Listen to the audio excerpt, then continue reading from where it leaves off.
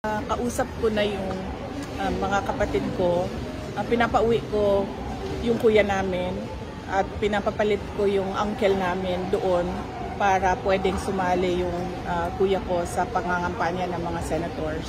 At kinausap ko na rin si Kitty na kung pwede siya sumampa sa mga stage para mangampanya sa mga senators. At umuo naman siya. Sinabihan niya lang ako na ayusin lang daw yung schedule para alam niya kung saan siya papunta. Ma'am, bakit naging ganito po yung decision? Bakit parang all-in na yung Duterte family? Kasi di ba si Kitty po usually dati hindi sumasama? Oo. Humingi kasi ako ng tulong dahil konti na lang yung oras at ang utos sa akin ni PRDI, diretso sa mga tao, diretso sabihin sa kanila na i-block vote, i-straight voting yung 10. So humingi ako ng tulong. Sir, charge yan sa iyo. Alam mo. Alam ni ma'am. Oo, no? So, yes. Humingi ka ng tulong.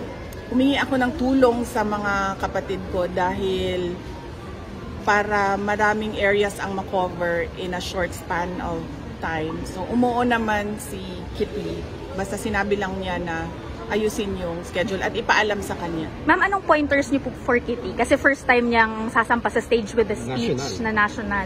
Pero lagi naman siya sumasama ng 2016. Pero high lang, mag-wave lang siya. Siya lang yung dati nagsasabi na, Daddy, tapos na sortie. Well, nakita niyo naman, no, mabilis siya nag-mature sa simula ng 2016 hanggang ngayon. She's already 21 years old. At Duterte siya eh. So, naiintindihan niya at nasa dugo niya yung pagiging politiko. At naiintindihan niya ang bakit nangangampanya ang tao. Napag-usapan lang namin na ayusin yung messaging para maintindihan ng mga tao kung ano ba yung gusto namin sabihin sa ating mga kababayan. So, yun lang naman. Para pareho kami ng mga sinasabi sa lahat ng stage.